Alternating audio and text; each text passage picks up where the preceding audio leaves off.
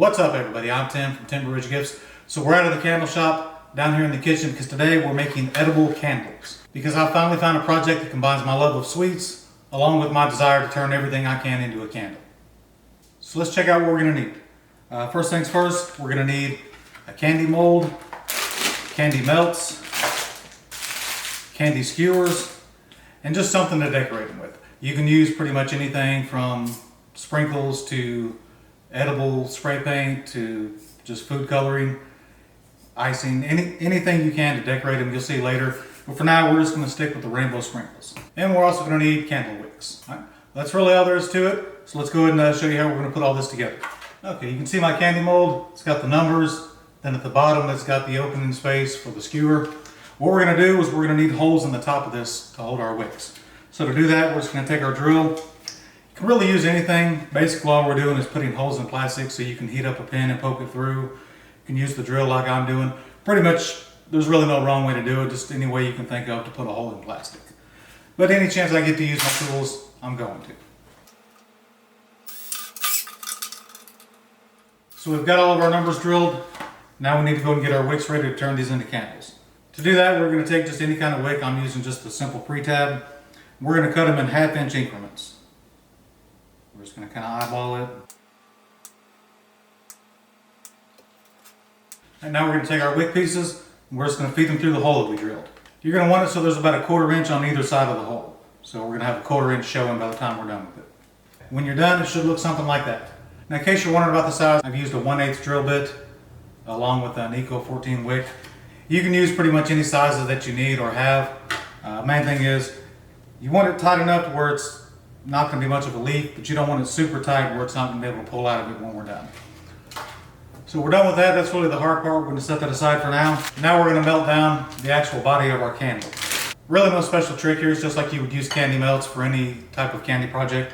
You can melt these in a double boiler on the stovetop, or you can do like me. We're going to cheat. We're just going to put them in the microwave. Okay, while that's melting down a little bit, we can start getting these ready. We're going to go and put our candy skewers in the bottom of them. This is basically so when it's done, it's on a stick, so it pokes into the cake and holds upright. They sell tons of different sizes of these. I just pick up the long ones. No big deal though, we can just break them off to the size we need.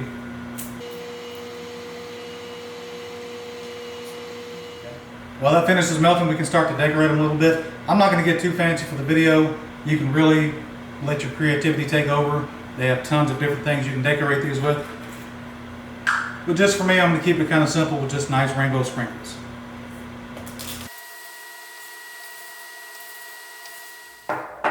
Okay, once our chocolate's completely melted, we're just going to fill our molds.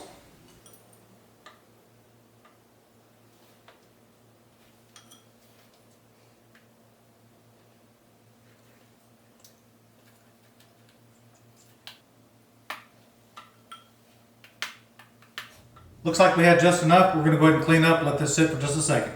Okay, these have had time to cool. Now we can go ahead and unmold these.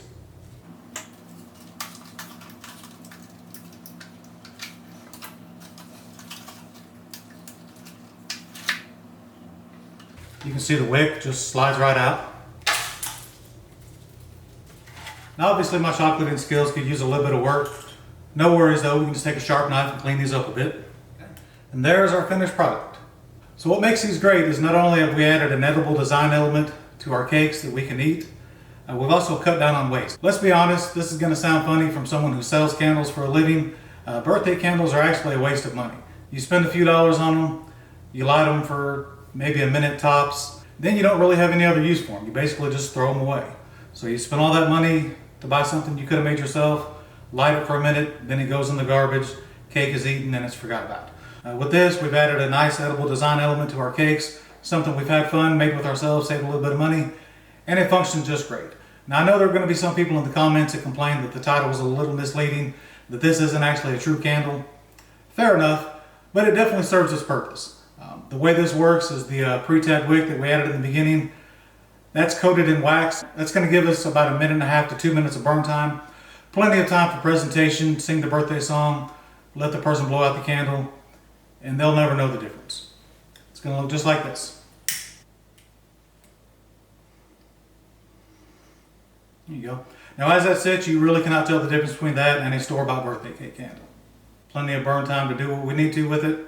When it's done, we can blow it out, let it cool for just a second. Then we can just pull the rest of that wick out. There you go. Now we have a completely edible birthday candle sitting on top of our cake. I don't know if you guys have ever seen a toddler at a birthday party. First thing they do when they blow out the candle, they reach for it and put it in their mouth. Well, now they can. Hope you guys enjoyed this fun candle hack. Make sure you guys subscribe to my channel for more candle making DIY. Thanks for watching, everybody.